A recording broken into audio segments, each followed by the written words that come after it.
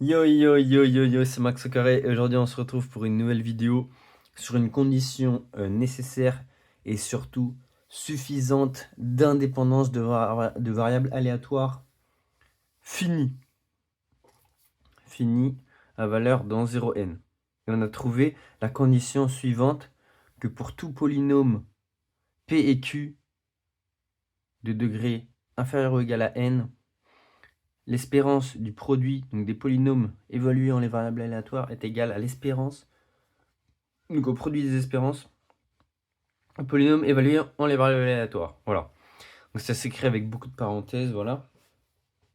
Et donc c'est super intéressant parce que indépendante, a priori, on ne sait pas grand-chose.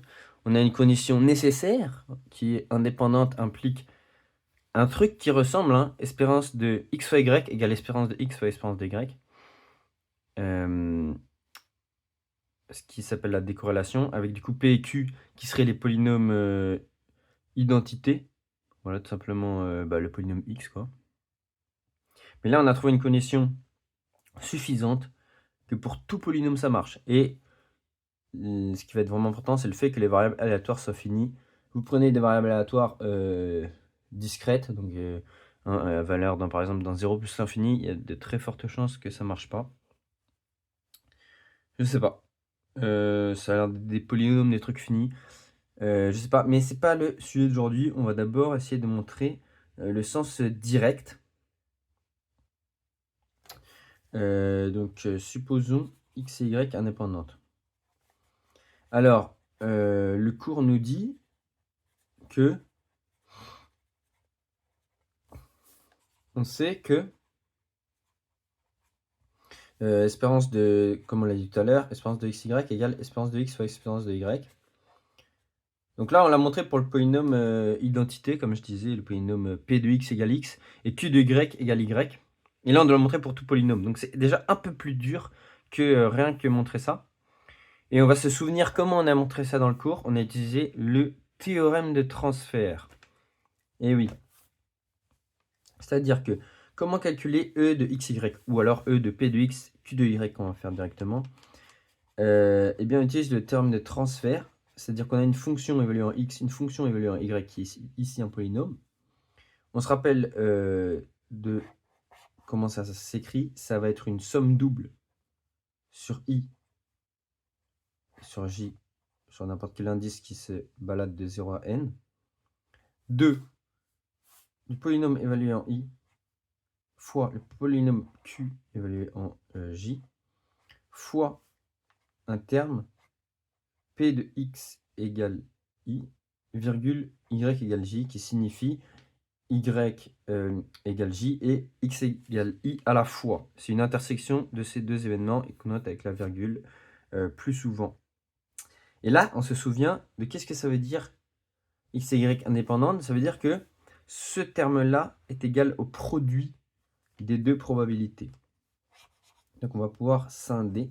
Et en fait, la preuve se fait vraiment exactement de la même manière que si on avait juste le polynôme identité. On remplace P de I par I et Q de J par J et on obtient exactement la même chose. Et donc là, on obtient tout simplement ça. Donc le produit des probabilités. Voilà, P de Y égale J. Et on n'a plus qu'à utiliser le théorème d'interversion de Fubini. Hop là, on met les i ensemble, on met les j ensemble et on écrit ça comme un produit de somme. Voilà.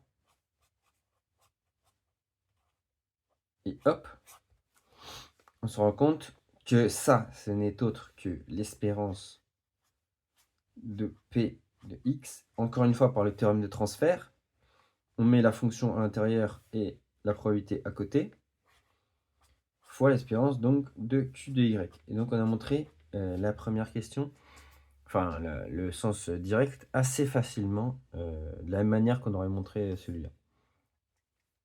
Maintenant, le sens réciproque, mais qui est plus compliqué. Pourquoi?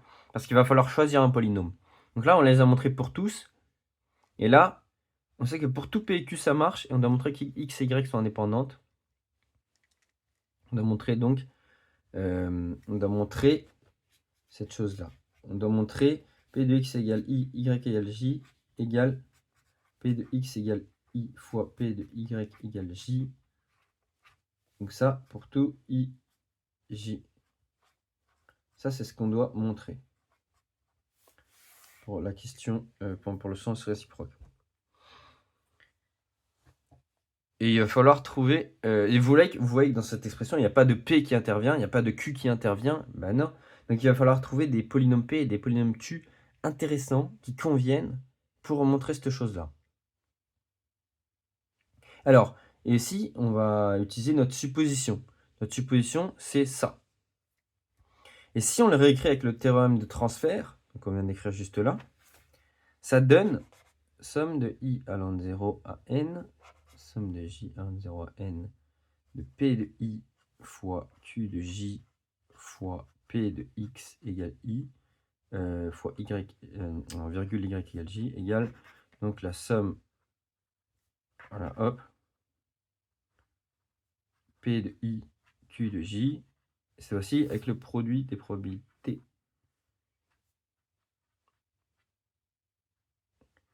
Et donc, on voit bien que la condition, si on a la condition qu'elles sont indépendantes, et ben on peut tout simplement écrire le produit et c'est bon. Donc là, nous, on a cette supposition-là, mais on doit vérifier que terme à terme, ces trucs-là sont égaux. Ce qui, a priori, n'est pas vrai, puisque on a la somme qui est égale, mais pas terme à terme les trucs qui sont égaux. Donc on doit trouver une manière d'identifier l'égalité terme à terme.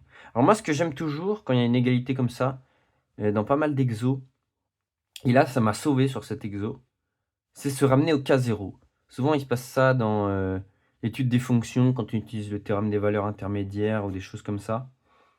Toujours se ramener au cas 0. Je trouve que c'est toujours une bonne idée, parce qu'il y a beaucoup de théorèmes qui se font par rapport à 0, et je trouve que c'est vraiment souvent une bonne idée. Du coup, si on se ramène au cas 0, donc on soustrait le terme de droite, on se retrouve avec cette différence après avoir factorisé. C'est ça. Voilà. En plus, ça prend moins de place à écrire, puisque on n'a qu'une somme à écrire et pas deux, et ce terme-là, on peut l'écrire une seule fois en factorisant. Donc ça prend moins de place, en prime. Et donc on voit bien qu'il suffit que ça vaille 0 pour que ça fasse 0. Mais du coup, on n'est pas sûr, ça valant 0, que ça vaut 0. Là, je me dis, comment je peux montrer que chaque terme de la somme est nul quand la somme est nulle? Souvent, j'utilise le fait que c'est une somme de termes strictement positifs. Et avec ça, j'arrive à dire que chaque terme de la somme est nul, et c'est bon.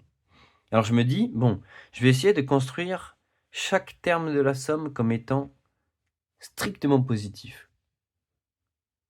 Ça, on peut le faire.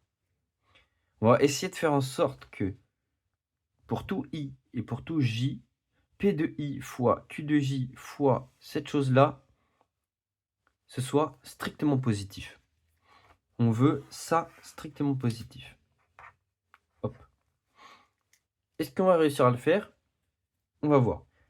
Bah déjà, on peut se dire, il va falloir faire selon le signe de cette quantité-là, qui est nulle, hein, parce qu'on veut montrer qu'elle est nulle. Mais bon, pour l'instant, on ne le sait pas. Donc bon, on va dire le cas où elle est supérieure ou égale à 0 et le cas où elle est inférieure ou égale à 0. Hop, K1, I et J tels que P de X égale I, Y égale J, moins P de X égale I, P de Y égale J, supérieur ou égal à 0. Alors là, il nous suffit de prendre P et Q. Donc on veut P et Q tel que tel que P de I fois Q de J soit strictement positif. Pourquoi? Parce que produit de termes positifs, on arrivera à donc tout ce terme-là qui est positif ou nul. On aura ensuite somme des termes positifs, et donc on identifiera chaque terme qui sera nul. On a donc le produit de tout ça qui sera nul. Or, ça sera strictement positif, le produit de P fois Q là. Et donc on aura ce terme-là qui sera obligatoirement nul. Et on pourra donc conclure sur l'indépendance. Mais donc la question, ça va être comment choisir P et Q tel que P de I fois Q de J est strictement positif. Pour tout I et J dans ces cas-là. Bon, là, on se pose la question. Pour qu'un produit soit positif, on veut soit que P et Q, les deux soient positifs, soit que les deux soient négatifs. Bon, c'est là que je me suis dit, bon, je vais essayer de me simplifier la tâche. Je vais prendre P tout le temps positif. Allons-y. On prend P égale 1, le polynôme 1, constant, positif. On peut prendre aussi du x au carré plus 1, des choses comme ça. Ça, c'est positif pour tout i, pour tout j, et en n'importe quelle évaluation. Donc ça, c'est bon. Et du coup, on doit juste prendre un polynôme tel que q de j supérieur à 0. Ok. Et bien ça, c'est possible. Parce que choisir un polynôme dans Rn crochet x, ça revient à choisir n plus 1 évaluation en n plus 1 scalaire distinct. Ok? Or, on dispose de n plus 1 scalaires qui vont de 0 à n. Donc là, dans le cas 1, je sais pas, on en prend un certain nombre parmi n plus 1, tel que ça, c'est soit supérieur ou égal à 0. Et donc, on va construire notre polynôme, voilà, notre polynôme q. Donc là, ça va de 0 jusqu'à n, tel que sur les j où on veut qu'il soit positif, on va mettre une évaluation positive. Hop, on va le mettre comme ça, comme ça. Et on sait par Lagrange qu'on est obligé de tomber sur un polynôme qui va forcément passer par ces points-là. Donc parfois, il va être négatif. Voilà, hop. Il va forcément passer par ces points-là à ce moment-là. Voilà, ça c'est bon. Ensuite, K2. Tac, tac, tac. Tel que P de X égale I fois P de Y égale J. Donc on va dire moins ça, plus la probabilité de l'intersection, soit négative. On a déjà dit que P, on prenait égale 1. P égale 1. Et donc on veut P de I fois Q de J négatif, soit Q de J qui soit négatif.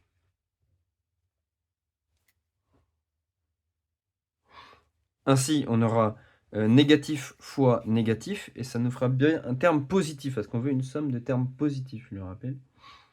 Et donc là, cette fois-ci, on a P égale 1 qui est supérieur à 0, et c'est ça. Comme on a un truc supérieur à 0, et ben on veut que Q de J soit inférieur à 0. Et ben on va prendre sur les scalaires restants de 0 à n, des termes négatifs à cet endroit-là.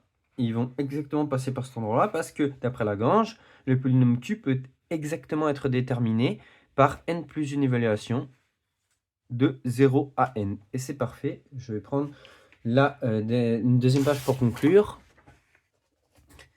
Et donc, conclusion, on a pris P égale 1 et Q qui convient. Q qui convient, comme on l'a dit précédemment. Quand ça, c'est positif, alors on aura le produit qui sera strictement positif. Quand ça, c'est négatif, on aura le produit qui sera strictement négatif. Donc, au final, on obtient une somme de termes positifs. Donc, tel que donc, on a somme de i allant de 0 à n, somme de j allant de 0 à n, des p de i fois q de j fois p de x égale i, virgule y égale j, moins p de x égale i, p de y égale j, égale 0. Et on a pris tel que ce truc-là, ça soit une somme de termes positifs. on a pris tel que ça, ce soit une somme de termes positifs. Alors, chaque terme est nul. Alors, pour tout i, j appartenant à 0n carré, ça fois donc le produit